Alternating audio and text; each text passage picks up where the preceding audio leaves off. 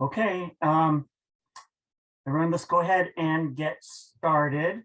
Good afternoon, everyone. Thank you all for joining us. Welcome to the third and final Reimagine Russell Boulevard Community Workshop. I'm Brian Abenat, Senior Transportation Planner with the City of Davis, excuse me, and project manager for the project. First, we'll recognize our project partners, including Ingrid Stromberg, UC Davis campus urban designer. We also have Bob Clark, who's our City of Davis Public Works Director as well. Also on the team are Heather Davis, UC Davis Campus Environmental Planner, and Nick Burton, who is Yolo County Public Works Director. Our consulting team is led by Tool Design, and they're leading the way with this project, specifically Cindy Zerger, who's Tool's Director of Urban Design for California. She's their project manager for us on this project. She's supported by Teresa Damaski and also by Rios Design Studios, Abby Stone, and supporting staff as well. So a lot of time has passed since we last met in September. One thing we've learned during this process is that takes a little bit longer than usual to work through design concepts for a 3-mile long corridor. There's just a lot of physical ground to cover. But the project team has been working diligently to first revise the street design concepts based on the feedback that we received in the fall community workshop and the follow-up survey that we did, and also to develop urban design, placemaking, and green infrastructure plans, which will be the focus of tonight's meeting and as we move forward in the process. So tonight we are excited to share these aspects of the project with you. Your input during the process has been valuable to us, and your input tonight will help guide any needed revisions as we look to close out this process. So with that said, I will now invite Ingrid Stromberg to recite a land acknowledgement prior to handing over the presentation to Cindy and her team.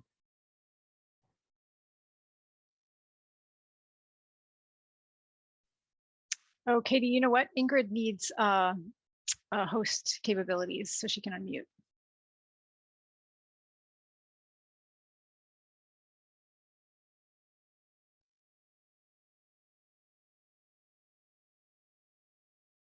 Great, thank you. And you think after 2 years we'd have Zoom seamlessly now, but it wouldn't be a Zoom meeting without that. Thanks, Brian, and thanks, Cindy. Yeah, so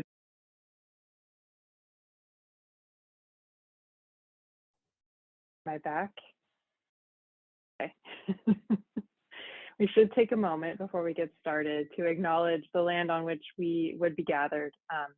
For thousands of years, this land has been the home of Putwin people. Today, there are 3 federally recognized Putwin tribes: Catchil-Dihi Wintun Indians of the Calusa Indian Community, Quetzal-Dihi Wintun Nation, and Yocha-Dihi Wintun Nation.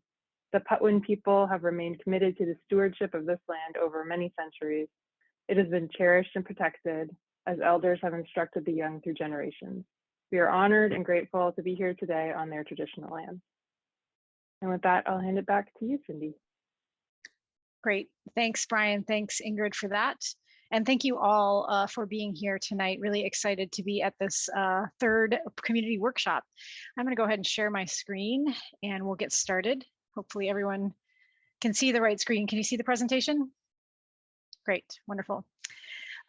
As Brian mentioned, so thanks again, everyone, for being here. Workshop number 3, as Brian mentioned, getting through 3 miles of a corridor has proved to be a challenge, not only in the design, but certainly in the public engagement aspect of this, and certainly as we've been on Zoom. So bear with us as we dive into some updates on the process. So we'll start with a bit of an engagement summary. I'll share with you updates to the concept alternatives, remind us again of the cross sections, and then some additional refinements we've made based on your feedback. And then we'll dive into the placemaking and the urban design and green infrastructure. We'll hand that off to Rios. Abby Stone will cover that information. And then we'd love to go into a small group activity, again, breaking into small groups as we have in previous sessions.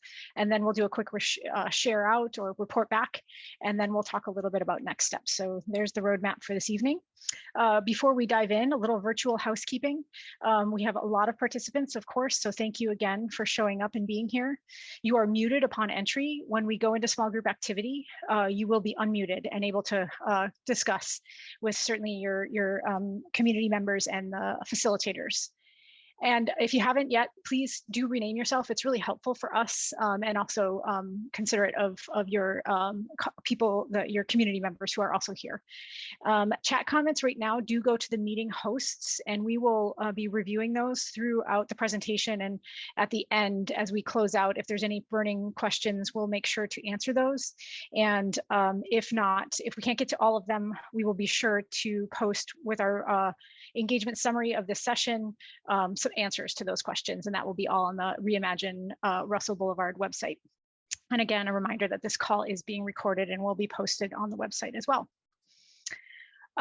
So quickly, again, I know there's some people here that are probably new to the process, want to spend a little bit of time on the project background and the purpose of this project. So as Brian mentioned at the beginning, this is a collaborative effort between the City of Davis and UC Davis, and it really emerged from the city's interest in multimodal safety and UC Davis's 2018 long-range development plan. And so this is a long-range transportation effort, really a visioning effort to really focus on accommodating future community and campus growth and how that will affect travel along the corridor, addressing existing safety, circulation, and multimodal transportation needs, strengthening the visual identity and the sense of place along this really important interface between the city and the campus, of course.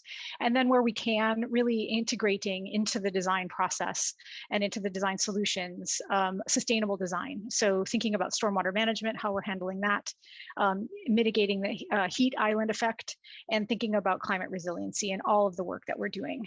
So the project outcome is to develop an entire conceptual design concept from B Street through Cactus Corner. So that's again 3 miles and of a concept, and then with that a supplemental document, what we call a corridor vision plan, focused on those 3 elements that I mentioned before: this multimodal aspect, green infrastructure, and urban design and placemaking. And so coming up with some ideas and some toolkits to be able to advance those elements within the planning process, within the corridor.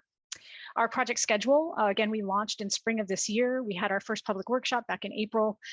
We've been working throughout the summer and fall, and of course winter, and we're now in this phase over here at public workshop number 3, and looking toward getting additional feedback from you, and then finalizing some of the concepts into a corridor vision plan and that toolkit, as well as the final concept. So that's where we're at in the process. I'm going to give you a bit of an overview, again, for folks who haven't been involved in the process so far and all of the engagement effort that we've made to date. We've had about 9 different engagement opportunities, working with, as Brian mentioned, a community steering committee. We have an internal technical advisory committee representing folks from both UC Davis and the city. And then we've had robust public engagement events that you have likely been to before, online surveys, and then we've met with other key stakeholders like the Bicycling, Transportation, and Street Safety Commission, and also had an update to the City Council. So quickly, I'm going to give you a high level of what we heard throughout the process during, again, workshop number 1. We asked some key questions around existing conditions, what you like, what you dislike, what do you want to see changed in this. And we heard a lot about the importance of addressing safety and experience of all users of the corridor. That's really essential to the work that we're doing with this visioning process. Everyone recognized, or a lot of people recognized, the benefits of an integrated design. This is a key corridor for Davis in terms of the experience of coming into town, of being in town, and certainly of accessing the University of Davis campus as well. And there's a lot of benefits to really integrating the design that considers green infrastructure, multimodal accommodations, and certainly placemaking. And that it is a great corridor right now. There are elements of it that are really fantastic. It's, you know, some of the view sheds and the landscape character. It connects to many neighborhoods and certainly the campus. So being able to leverage that in the design as well. We supplemented that first engagement activity or workshop with an online survey, had fantastic response on that with nearly 600 people participating. And we heard, again, you'll see in the engagement summary, there's a lot of key themes, that Russell Boulevard is a main east-west bicycling corridor, not just for recreation, but also for commuting. There's interest, again, in that aspect of safer mobility and interest in more and safer crossings. So this map in the middle was an activity that people could put down dots where they felt crossings need to be enhanced. High-level participant support for better bicycling conditions throughout the corridor. And then again, concerns with speeds and conflicts throughout the corridor was mentioned on a number of occasions. The public workshop number 2 really focused on some initial design concepts. And so we provided people with cross sections and asked them to weigh in on that. What did people like? What did we get right? What did we maybe miss? And what concepts do you prefer? So we generally heard that the concepts are moving in the right direction. That the interchange at 113, that overpass and the on-ramps needs additional safety considerations, and we need to kind of fine tune our pencils and take a look at that again. There were some concerns about bike queuing at key intersections where there's lots of volume, say Anderson and LaRue as one in particular. We heard lots of support for the Arlington Roundabout and County Road 98 Roundabout. A number of people expressed interest in better pedestrian scale lighting throughout the corridor and concerns about traffic. And I would say this came on 2 different levels or from two different spectrums.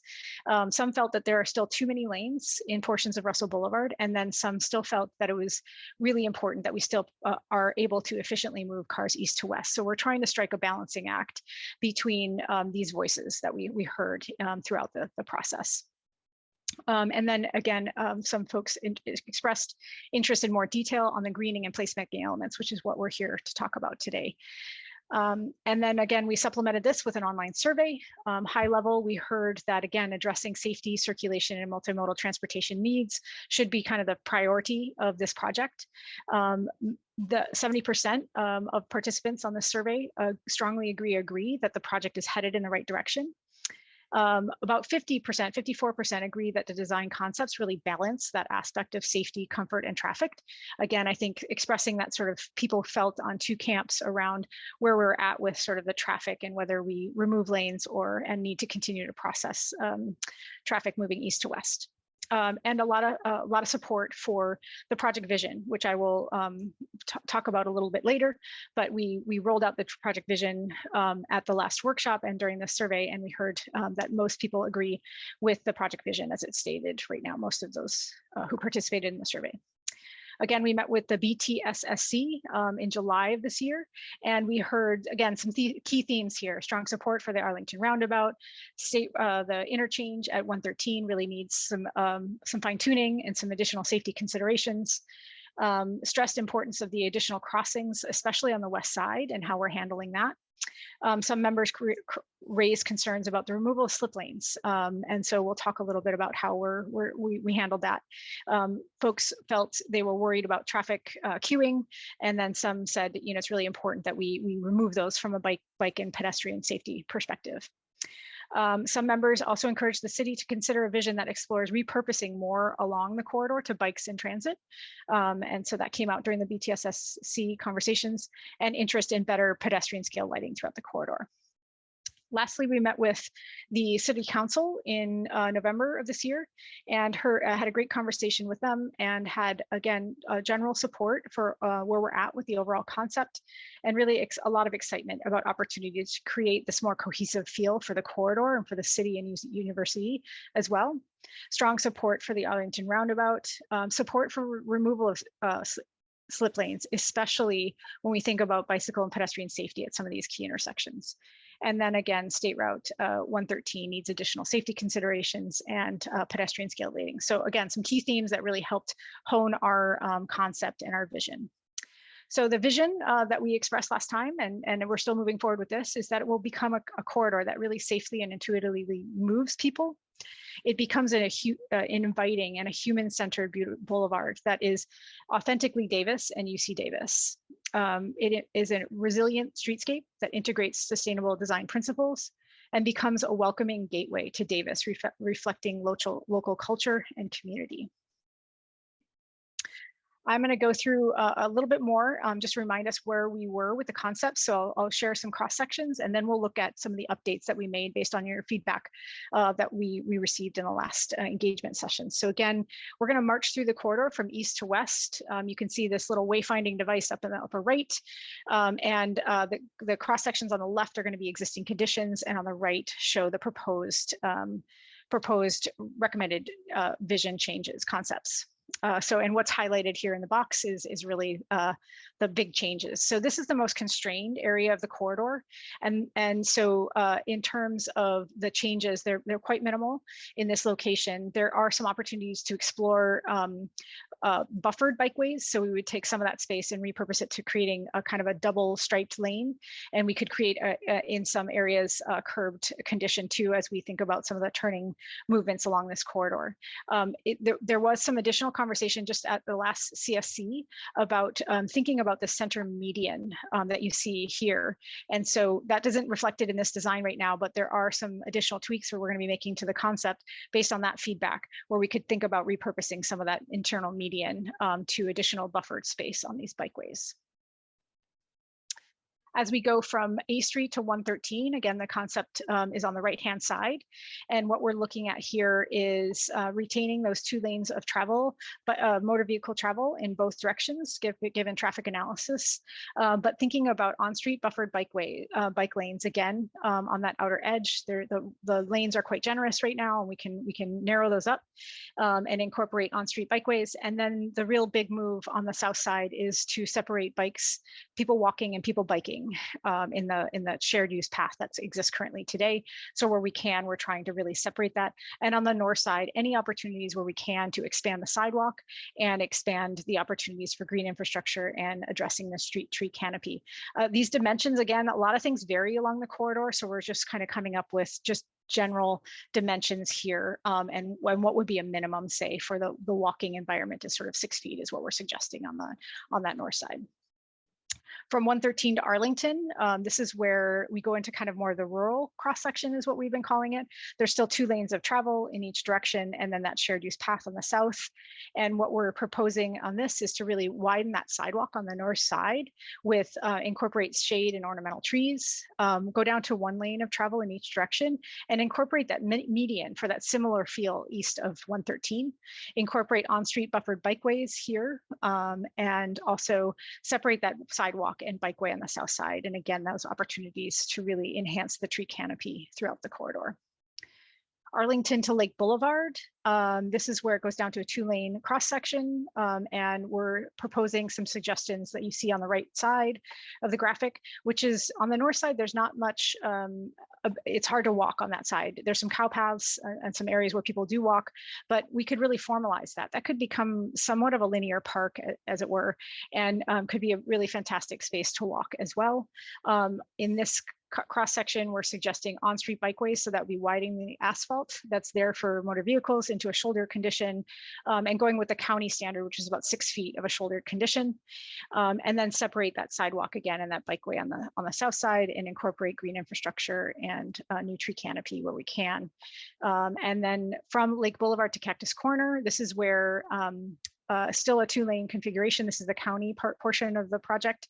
And the recommendations here, again, are continuing that on-street bike facility on the sides, the shoulder, 6-foot shoulder, and the shared use path, keeping it in its current location, but expanding it toward the street side by 4 feet. So it has a little bit more space for people as you think about people passing each other or different modes, people walking and biking, creating a little bit more space there.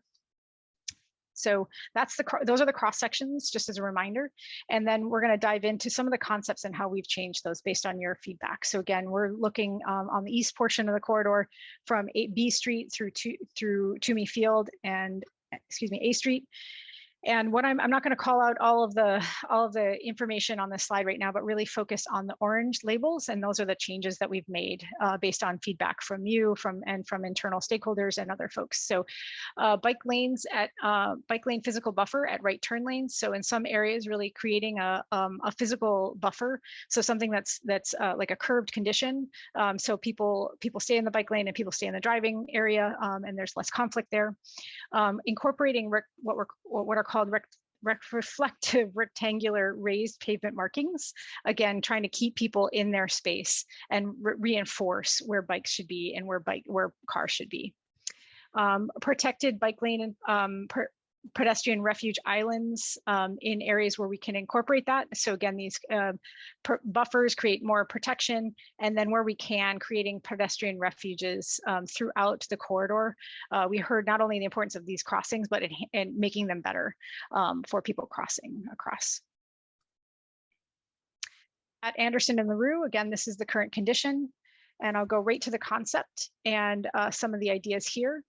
From the top, again, that physical buffer at right turn lanes, again, keeping people clearly in their space, and they're less of a chance of someone being hit from behind as you're biking through this area. Bike queuing space at road level. So if you look at these little tiny pockets here, they look small on this graphic, but they're quite generous, so that if there's a lot of people, and we know this is a really high volume corridor for people walking and biking, if they're queuing going from the south and want to continue through here, there's a space for them to pull over that's at street level, and they can queue in this little area, and then they can go through. So that's what's happening at all of these corners. And then again, those reflective rectangular raised pavement markers, and then creating some additional connections. So this is a new connection into, or enhanced connection. There's already somewhat of a connection, but making sure our concept really stitches together with that concept. At 113, at the overpass, I might call your attention really to this area on the graphic, the southbound on-ramp and the southbound on-ramp that goes north to go south. In this particular area, this is where there's been some real safety concerns that were expressed throughout the public engagement process, and certainly talking with technical advisors on the project. And so the concept is really I'll start from the south on the graphic, or the bottom of the graphic, is to remove that southbound on-ramp and add a dedicated left lane that actually takes people, in order to go south, you need to go into this on-ramp here and go south. So this becomes fully closed. We have the shared use path here, well, the separated by pavement materials here, and then we would incorporate the eastbound on-street bike lane would continue through this location as well. And then you're seeing that the entrance, as you may recall, the entrance is more in this location right now, but we're saying square that up, bring that closer to the off-ramp that's southbound right now. And that creates better visibility for every mode in this area, and sort of slows the whole process down for people going onto that on-ramp. And then creating a physical buffer westbound bike lane from 113 to Arlington, again, that kind of curbed condition between the on-street facility and the motor vehicle travel lanes. So I think this is the last portion that I'll go through, but this is Arlington Roundabout, again, to remind you of what the current configuration is right now, and the proposed concept. Again, heard a lot of feedback about the excitement on this concept, and the only thing that we've really added, again, is that physical buffer along the westbound bike lane from 113 to Arlington, again, that curbed condition here as well. But generally, this concept stayed the same as you saw in the last presentation. I'm now going to turn it over to Abby Stone, who's going to go through the placemaking, urban design, and green infrastructure. Great, thanks so much, Cindy. Go to the next slide. So tonight we're really excited to speak with you about placemaking and urban design and the role that they can play in shaping the future character of Russell Boulevard. And before we dive in, we wanted to really quickly ground the conversation in a reminder of what we mean when we say placemaking. So for our team, placemaking is a holistic approach to urban design that helps amplify a unique sense of place. So in that vein, our team thinks that great placemaking is just as much about placekeeping as it is about the design of new spaces, as we're looking to celebrate local culture and context along this really important gateway.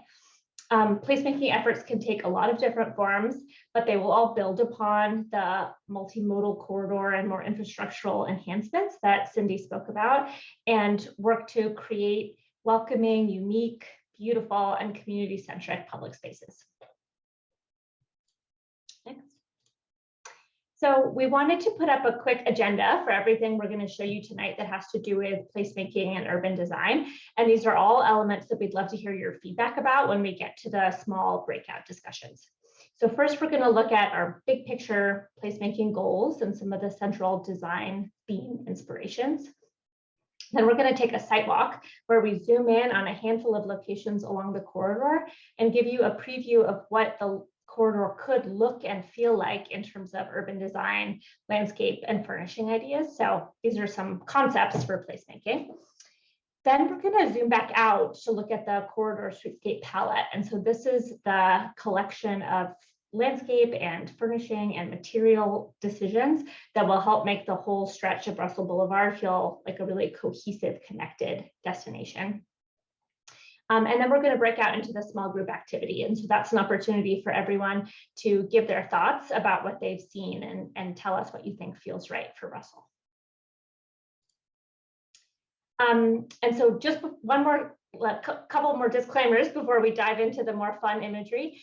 First, we wanted to remind everyone about the scope of this project. So right now, this is all part of the Reimagine Russell Boulevard long-range transportation planning effort. So we're working to establish a vision for the corridor.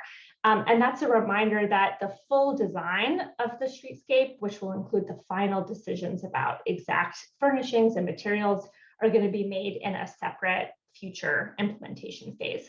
So tonight, that's a reminder to really try to focus on the vision and the feel of the placemaking ideas. So we'll be sharing those initial thoughts, and then we want to hear from you, as I mentioned, what resonates, what aligns with your hopes for the future experience of Russell Boulevard, and then what's missing or could be improved. So if those are our goals for this evening, let's also quickly talk about the goals for the urban design and placemaking. These build upon the vision goals that Cindy described at the beginning of the presentation, but specifically zooming in on the urban design, we'd like to aim to enhance the distinct corridor identity, reflect context, culture, and community, and help create a cohesive experience. So those all relate to what we might call story goals for the feel of Russell Boulevard. At the same time, we're always thinking about functionality. So we want to think about all these different considerations that will make this a really functional, useful corridor. So light, shade, durability and maintenance, sustainability and climate adaptive design, things like that. So as we look into all these different tools in the urban design toolkit, we're going to always be trying to balance the story goals and the functional goals. Next. So zooming in on the story goals, let's talk about some of the core design inspirations that our team folded into the early design concept ideas for the corridor. As we mentioned at the beginning, we feel it's really important that any design ideas in this project have strong roots in the culture, history, landscape, and people of Davis and UC Davis. So here are 4 top themes. First, as I'm sure a lot of folks already know, Russell Boulevard was originally referred to as the Avenue of Trees. And today, many generations after those first walnuts were planted, there is still a really lovely tree canopy along the boulevard that does quite a lot for creating a sense of place. Second, Davis has long been known as an important farming community, and agriculture has played a significant part in the UC Davis story over the years.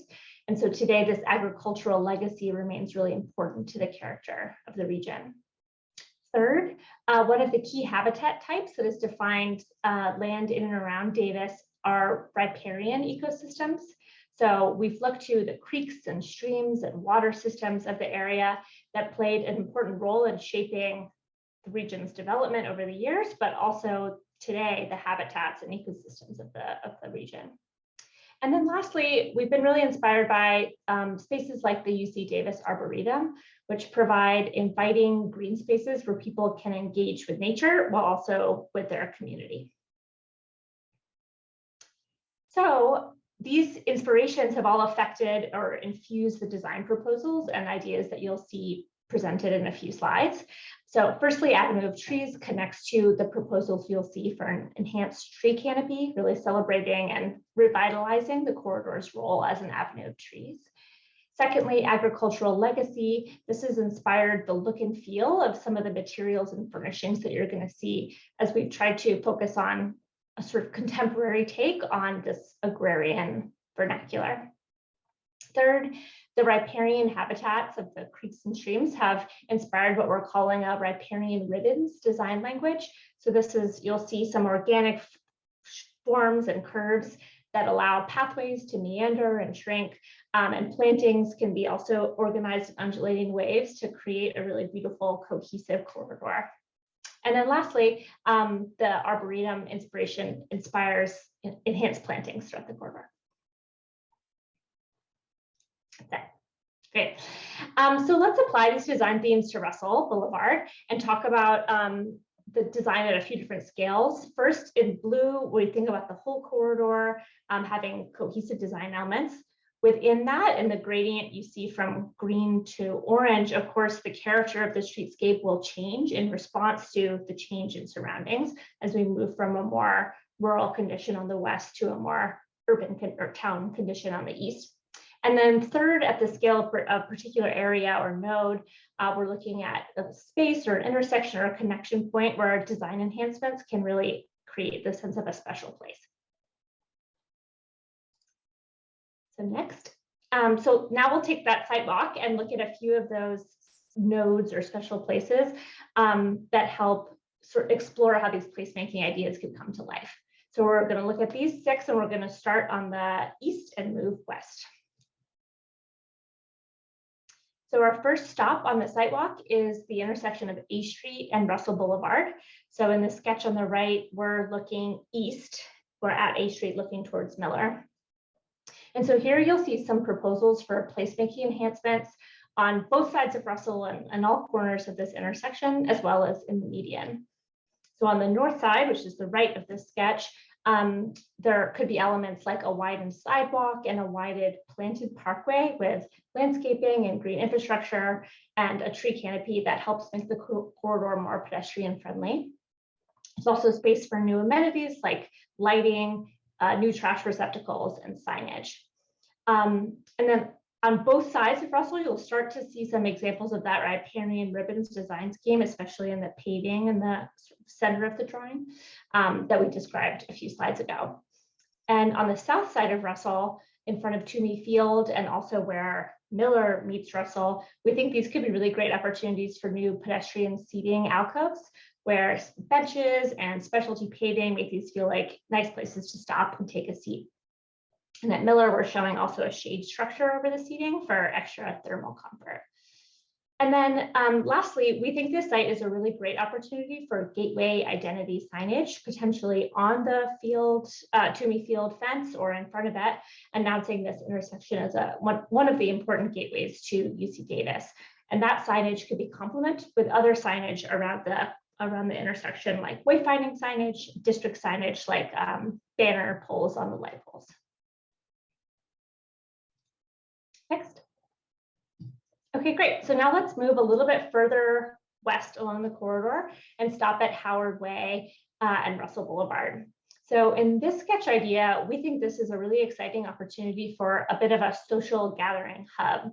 In the sketch on the right, again, we're sort of looking towards the east with Howard going off towards the left and Russell off to the right.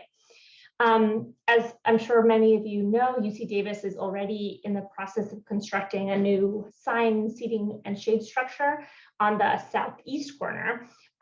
So this overall idea seeks to build on that energy and create a hub in this pedestrian and bike mixing zone on the southwest corner. So these new design ideas could complement the forthcoming sign and shade through materials or a related design language. So it could feel related and part of a sort of larger family. In the sketch at the hub on Howard, you're also seeing ideas about custom seating and shade structures and a decorative paving, which could all again connect to that riparian ribbons design theme, and showing the space where the paths can expand here and create more space for social gatherings. So things like group meetups, campus events, maybe even a coffee cart, or just casual hanging out. And like all the other spaces, this hub could really be enhanced by a robust tree canopy, beautiful plantings, and amenities like pedestrian scale lighting and signage. So one more slide on Howard. We wanted to zoom in inside that gathering hub and give an example of what it could look and feel like inside at a human level. So here you can see how decorative paving could be a really fun opportunity for placemaking, and could really connect the ground plane to the more vertical elements, things like the raised planters around the seating and plantings, and then the shade structures overhead. You're also starting to see some ideas about pedestrian scale lighting, bike racks, and signage. There's a sign sort of in the distance, which we think could really make this useful and inviting. But again, a reminder that the exact furnishings could be selected later on. So this is just giving you an idea of where they could go and how they could help make this a really functional hub. So continuing moving westward, here we wanted to look at a slightly more typical seating alcove. So if Howard is more of a gathering hub, this could be a more sort of typical moment along the corridor, especially on the sort of east side of the Reimagine Russell Boulevard project. So in this view, we're standing on the south side of Russell with the UC Davis campus to our right and the residential fabric of Davis to our left. And in this part of the proposal for Russell Boulevard, the bike path is a bit closer to the road, followed by a planted separation and then a separate pedestrian path. And between the bike and ped path, we're proposing that at occasional intervals, there could be these pedestrian seating alcoves like you're seeing here with the benches, where people could stop and take a rest. Once again, you're seeing how the riparian ribbons design theme could play out in plantings here. So you could feel these sort of ribbons of plantings moving you along the corridor. And lastly, those alcoves could have, again, pedestrian scale lighting. And here we're showing an example of seating that has reclaimed timber benches, which could be used potentially from wood in the region. And later on, we'll show you a couple other ideas about seating. Our next stop on the sidewalk is the proposed Arlington Roundabout. So as you can see in the plan drawing on the left, it's proposed that landscaping and trees all around the roundabout could make this area feel really green and beautiful and shaded. And on the sketch on the right, we're showing again how a pedestrian seating alcove could peel out from the path and allow for sort of an eddy where you could stop and take a seat. And here we're showing an example of a custom designed seating element, which in this case could have something like a concrete base and wood slats on top, and feel really seamlessly connected to the path network underneath. In yellow, you're seeing some placeholders for where we think some public art could be really lovely here and help us make it feel like a really distinctive destination. So we're not proposing these exact yellow sculptures, but these are places where we think artists could be brought in to design, for example, sculptures, not only inside the roundabout, but also at some of these seating spots around the roundabout. So just like we showed you a more typical seating alcove towards the east, here's a more sort of typical seating alcove further on the west side of Russell Boulevard. So we wanted to sort of mirror the one we did before. So again, we're standing on the south side of Russell, but in this case, standing on the pedestrian pathway. You can see another idea about seating on the right of this pedestrian alcove, and in this case with some distinctive and taller plantings around it to make the sense of a buffer between the vehicular traffic and folks sitting on the benches. And then lastly, in between the bike pathway and the ped pathway, here we're showing a space that we think could be a really good opportunity for informational or educational signage so that there are spots where you could stop along Russell Boulevard and learn something. And that could be something like information about the native plantings on the corridor, about the wildlife habitat, about green stormwater infrastructure, or sustainable design elements that are being in use around this area, about history, et cetera. There are a lot of different things.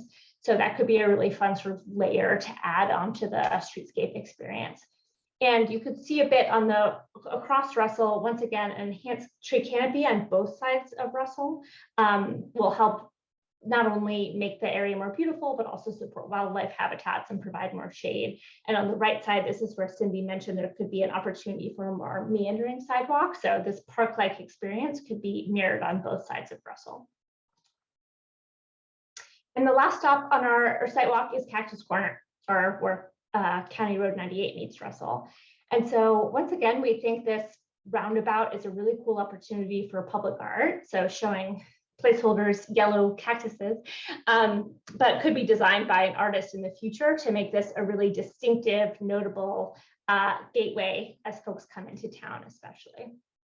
Since this area is already known as Cactus Corner, we think it's a great opportunity to plant even more sort of distinctive cacti or other drought-tolerant succulents or plantings alongside the existing cactuses. So we're really enhancing the identity as Cactus Corner. You can also see, we think there are some opportunities for the bike path or the shared path to meander here, especially on the south side of Russell, potentially also going around some informational signage like we just described at the seating alcove.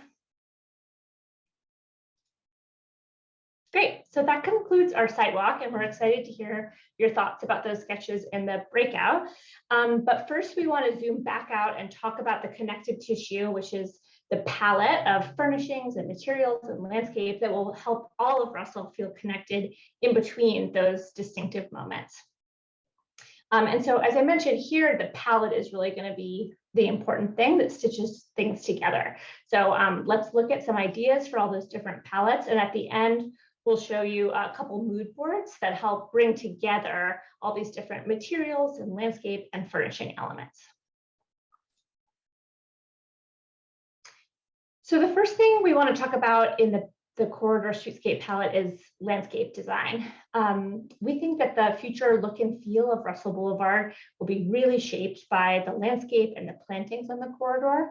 And the grand tree canopy and beautiful ground plantings could really be the heart of the identity of Russell Boulevard. And then the streetscape furnishings, things like seating, bike racks, lighting, can really support that broader vision for a green corridor. An important consideration for the street trees along the streetscape is not only their species, but also their placement and our plans for how to handle them in the future, in future years. So in terms of placement, there are a couple of different ways we can think about the tree canopy, both in terms of creating shade and placemaking, but also making sure we're leaving clearances for buses and vehicular visibility. So in the upper left, you can see one configuration we're exploring where there's 2 rows of taller trees, which sort of mimics the feel of walking through an orchard. And then on the bottom left, you'll see another viable configuration where the larger canopy trees can be located further away from the road, where they have more space to grow, and slightly smaller species located along the curb. And lastly, the images on the right speak to some of the ideas we're exploring about planning for the future when it comes to the tree canopy. As I'm sure folks know, some of the trees in the corridor are struggling with disease, such as the black walnuts, or have some trouble as street trees, such as some of the fruiting olives near the ion fields. And so part of this plan will be suggesting how these trees can be replaced with more appropriate species in the future when it's time for them to be phased out. So the vision plan will outline some potential street tree species that we think could be great options for the streetscape, for space for locations that are either getting new trees or, as I mentioned, for when it's time for older trees to be replaced. So in selecting tree species, our primary goals are to build upon the strengths of the existing tree canopy, but also with a focus on increasing climate tolerance, bolstering biodiversity and native habitat, and providing shade for thermal comfort. There are a bunch of other more fine-grained considerations that go into picking great street trees, which are listed at the bottom. But we just wanted to call out a few of the sort of top contenders we've been looking at, which include oaks like the cork oak, cedars, zelkova, locust, and desert willow.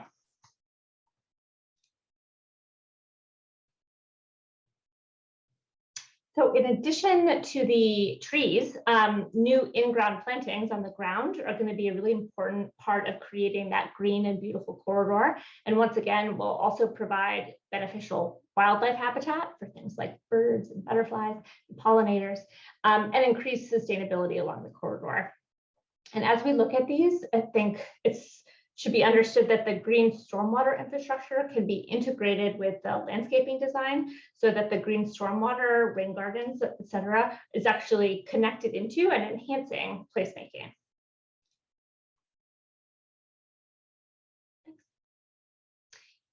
So here are some initial ideas about the potential planting palette for those in-ground plantings that I mentioned.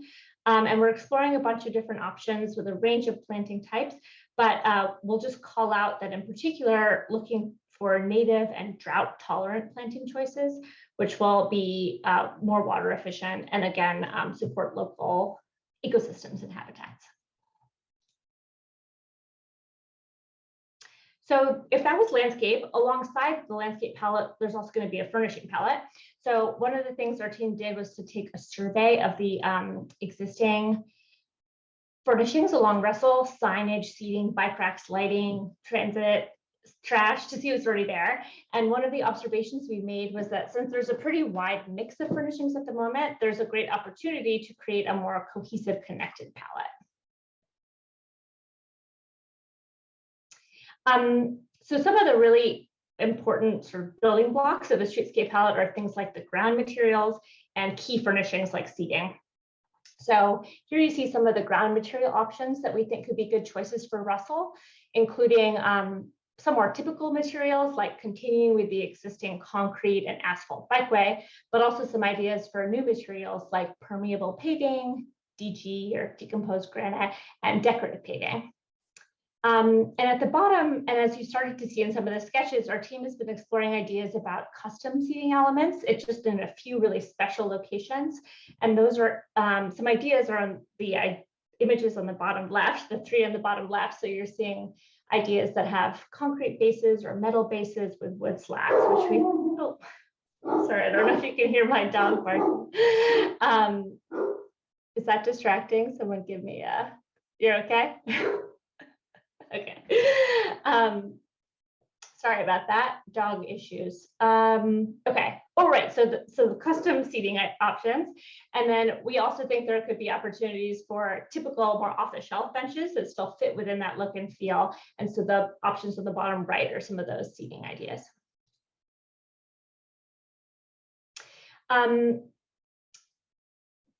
In addition to the seating, some other important furnishings will be bike amenities, so things like bike racks and bike repair stations, and some more like important things like trash and recycling receptacles. And we think there are a number of off-the-shelf ideas that could be really great options for Russell, combining those story goals and the function goals we spoke about earlier. Transit shelters and shade shelters will be really important for the future of the multimodal use of the corridor. Here's some options we've been thinking about. And then lastly, our team is really excited about the idea of proposing water stations at a few key spots for filling up your water bottle or getting a drink along the corridor. Of course, lighting will be a very important part of the corridor, and we think streetscape lighting should be understood as a system of different lighting strategies that come together to make the corridor functional, but also beautiful. So that system could include typical street poles, but also pedestrian scale poles, and then pathway and landscape lighting options that are lower to the ground. And lastly, signage, wayfinding, and public art all have incredible potential to enhance placemaking along the corridor. So while typically a custom signage system could be designed for a corridor like this, Still, we wanted to start with some ideas for what those different types of signage could be. Things like gateway and identity to announce where you are, wayfinding panels to help you navigate the corridor and beyond, and informational panels like the educational signage we discussed earlier. And related but separate to signage, we also think there are some really great opportunities for public art along Russell Boulevard. So in addition to the sculptures we showed in the sketches, there are also several spots that could be good options for murals or other installations.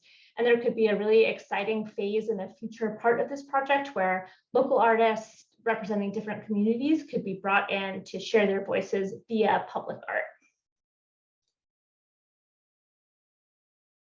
Okay, so we just showed you a lot of furnishing elements, and we know it's a lot to soak up. So we wanted to end our presentation with 2 mood boards that help bring all these different palette options together. In the next 2 slides, you're going to see these 2 mood boards, which we've named Elegant Boulevard and Contemporary Agrarian.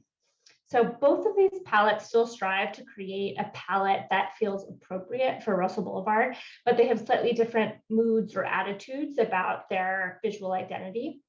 And a reminder that the final palette that is proposed in this vision plan doesn't have to necessarily be one of these 2, but we think this is a helpful way to steer the conversation we have in the small group to help folks just further articulate what vision feels right for Russell Boulevard when it comes to these streetscape elements.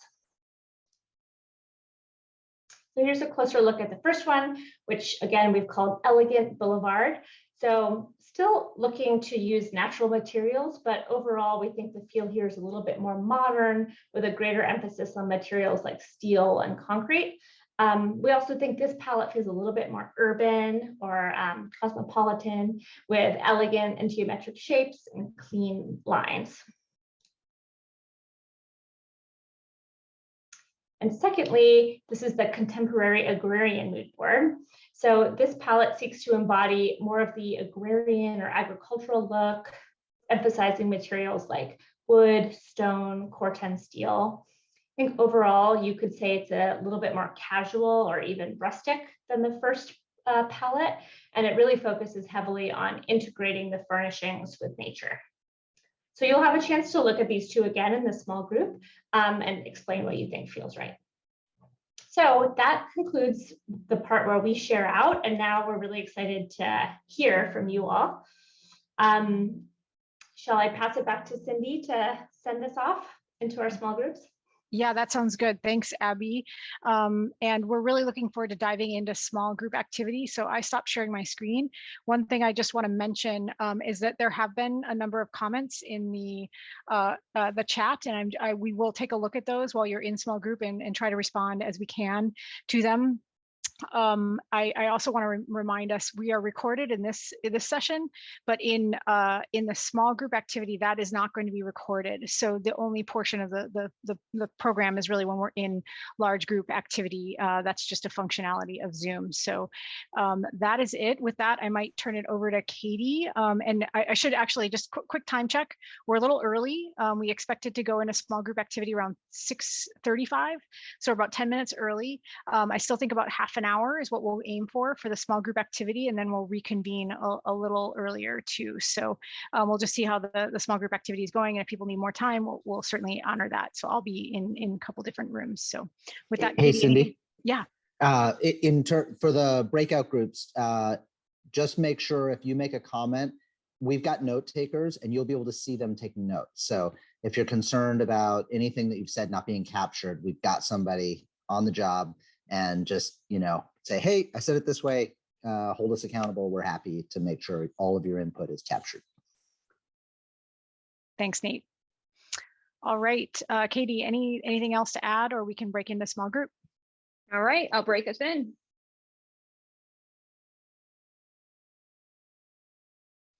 Well, welcome back. Hopefully we've had good conversations. I was able to go into each of the small groups and hear a little bit about the feedback. So thank you all for, again, being here and providing such important feedback. We've heard a lot of interest and expressed excitement and also some concerns. So I think that's the opportunity to report back. And we're going to go around the small group facilitators and have a quick report out on what you heard. So I might pass it over to Nate. Would you be able to go It first? was like, please don't pick me. Please don't pick me. I was just lucky because I had Ingrid in my group. But so I would say there, one of the themes that I picked up on was sort of the balancing of different uses. And maybe individuals might say they would like a little more of this, a little more of that. But one of those kind of frequent discussions was, do we need this much of something? For example, are the gathering spaces will that many people really show up? And so I think there's a calibration or an iterative design process. This will get done many times before something really gets built. And people need to remember, you guys are on the ground floor with us. We are developing a vision that we're going to use to bring on board lots more constituents who hopefully will want to improve Russell Boulevard. And so, what you're seeing today isn't necessarily what's going to get built out there, but it's intended to, test the waters. So it was also, do we need bike lanes for the confident bicyclists as well as the protected as well? Was a similar question about sort of to what extent do we invest in different modes and needs. But yeah, I think in general, people are supportive of improving and just want to right size the investment in the various features.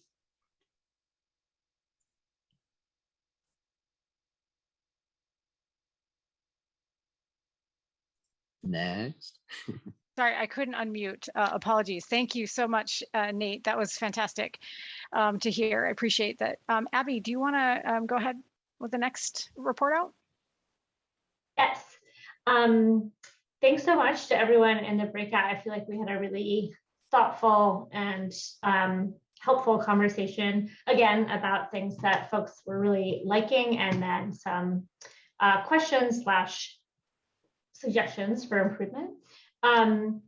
We had a lot of discussion about the concept updates and about the multimodal aspects of the proposals. So we had a good amount of conversation about separation, the on-street bike path, and how e-bikes fit into the whole picture, because there are some concerns about dangers of mixing e-bikes with non-electric bicycles. We heard multiple people talking about how excited they were about the proposal at the 113 overpass and how folks think that this is really going to help. And same support for Arlington Roundabout. And then again, some suggestions for improvements at a few of the other spots, such as the narrowing at A Street. And then in terms of the placemaking and streetscape palette, we heard sort of general thumbs up for some of the corner gathering spot, like at A Street. Heard several votes for the contemporary agrarian mood board. And then some helpful suggestions about more native tree ideas and native plantings that could be incorporated into the landscape palette. So that's a high level summary. There's a lot more, but really thankful for all the great feedback. Great, thanks, Abby. Kevin, are you able to go next? I sure can. So we had a very good group discussion. We focused a lot of our initial talking about mobility elements and just overall ideas about why we come to the conclusion about traffic, why this about just a lot of mobility talk and not so much placemaking, which is fine because the ideas have been refined, and so we had that discussion. I think what people really were excited about the corridor as it relates to placemaking was the idea of the tree canopy and the avenue of trees, and making sure that this corridor really does speak to a level of climate resiliency that the community could be proud of, and announce that this is a very unique corridor to Davis, and having that canopy of trees is really special. People still really like the idea of the Arlington Roundabout for sure. In terms of moods, there was kind of a split between people that wanted either more of the rustic contemporary agrarian or the more elegant boulevard, which I think just speaks to, there's a lot of, I think, ideas that people like, and maybe there is a matching that goes with that. What's missing? I think folks in my group really would like to see the corridor shown to them in its entirety, so they can see not just specific locations, but how does this all work together, both from placemaking, but also just from an overall functionality, and they could comment a little bit easier on that. Similar to Nate's group, some questions of, can we really support that much seating in certain elements, certain areas? Is there the potential to create nuisance areas because we're introducing placemaking or situations where we're drawing people in that hasn't been there before? And so there might be some issues, especially in a lot of areas along the corridor. They're tucked in really close to residential areas. What else? Boy, I've got a jumble of notes here, but I think that was a good bulk of our discussion. So it was a good one. That was great, Kevin. Thanks so much. And Julie, would you like to round out the report out? Yeah, and I just want to briefly apologize to my group. I did not realize we were about to leave our breakout room. So anybody whose question got cut off, we are appreciative of your time and your input. Yeah, our group had a great conversation. We did get a lot of substantive feedback on the multimodal design concepts and the changes that Cindy outlined at the beginning. And definitely some push on our team and on this project about how visionary this project can be in terms of climate action and sustainability and reducing carbon. So that was very helpful to hear. There was some really useful discussion of the 113 overpass and ramps and how to make this both safe and efficient, moving all modes through this area. Our discussion of placemaking and urban design was also very helpful to the project. I think there was a preference for the contemporary agrarian mood and theme in the corridor, although it was also raised that these both make sense at different parts of the corridor, because across 3 miles heading into the city, we go from more agrarian to more elegant, perhaps. And some great input about trees and landscape, and ensuring that as this moves into design, we are laying the groundwork for trees and green infrastructure to thrive and last. And like other folks have said about the discussion, definitely some concern about right sizing and appropriately placing the social areas, the gathering areas, and the amenities, to just make sure that these are supporting accessible boulevard and not creating like extra maintenance concerns or extraneous spaces. So we have so many comments. Teresa was an amazing note taker. If I didn't encapsulate it right now, know that we heard you, and additional comments in the chat. So thanks, everyone. Yeah, thanks, Julie, for rounding that out. And I should say, it sounded like fantastic conversation. We did get some comments ahead of the small group, and then unfortunately Zoom crashed, and I don't have record of all of those comments. We do have them saved as a chat, so that will be part of the public record, and we will certainly respond to those. But the ones that I just wanted to respond to, some of the comments that I had written down, was someone asked about, making sure sure that the tree commission is involved in sort of any kind of tree canopy that we're talking about, or they're vetting some of this. And I will say we've had a technical advisory committee, which has been composed of staff from both UC Davis and the city to help us with some of these concerns around maintenance, around tree canopy, and making sure that's viable. And so that has been part of the discussion. And of course, we're still in the visioning process, so there would be additional refinement as corridors are to move forward. The other question that I had that I just want to address, someone asked if there would be any kind of eminent domain with anything that we're suggesting on the corridor. Are we going into private property? And our direction and what we really focused on was working with the right of way that is existing. And certainly on the south side along the campus edge, there's a little bit more room there that we could potentially play with to really allow for that separation of where people walk and where people bike. So with the intent with all of the concepts is to really stay within the right of way and not impact private property, residential property, private property, commercial that's on that north side. Those were two of the aspects that I wanted to hit on. I think there was a question around what's going on at Lake Boulevard. Hopefully that was answered in your small group discussion. And again, all the concepts and slides will be up on the website. And we will be developing the concept that you'll be able to see in its entirety when that becomes an exhibit fully. So I'm gonna stop talking and ask Brian and Ingrid if there's anything else you want to mention at this time. I can share the slide, which is the schedule again, if you'd like me to pop that back up and we can speak to that. Brian or Ingrid, any preference on that? Ingrid, do you have any thoughts you want to share? No, nothing specific, just to make sure that before we close, to thank everyone for your time and all of your input. It's really valuable for us as we move forward with this. And if you have anything else that comes to mind as well, please reach out. So I'll leave it to you, Brian, to wrap up. Great, thanks. Cindy, you can go ahead and put that slide up just so we can show people what the schedule looks like one more time moving forward.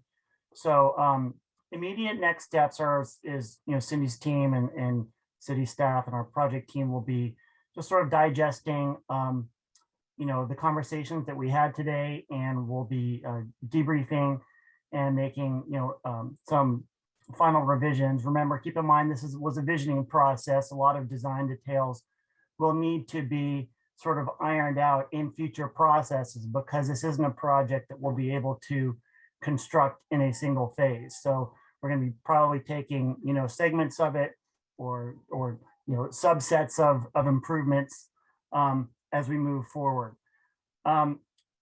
In March, this project will be going to the Bicycling Transportation and Street Safety Commission. So that will be on March 10th. So if you're interested in seeing how that conversation, the outcome of that conversation, then feel free to tune in on that. Those meetings start at 5:30 p.m. on the second Thursday of each month. And then after that, we will either in April or May, depending on what the city council calendar looks like, we'll be bringing this to them and sharing with them the outcome of this process, and potentially what phasing could look like and how we can sort of build off the momentum of this process into final design of a segment of the project. So that's sort of what we're thinking. This is a 5 to 15 year long range plan. So nothing is imminent, but this process is critical to understanding what the issues are, what the potential improvements are that we can make, and generally what the community is supportive and what they're not. So I'll echo Ingrid's comments of that we really appreciate your participation in this process and in tonight's workshop.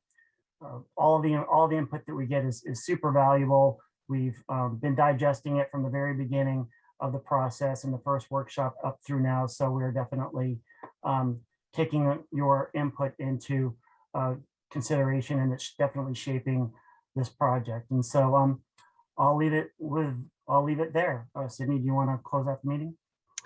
Yeah, again, to echo everyone, thank you so much for the thoughtful feedback that you've been giving throughout the process, and today especially. I just am putting up the project website, reimaginerussell.com, and there you can find previous presentations, all of the animations that we did to show how we had looked at traffic and how that worked, and then certainly the placemaking elements and sort of our all of the engagement summaries. So that's where all the information is. I know there was a couple questions about that, so just wanted to hit that point. And with that, I think we can adjourn. Thanks so much for your time this evening. Have a great evening.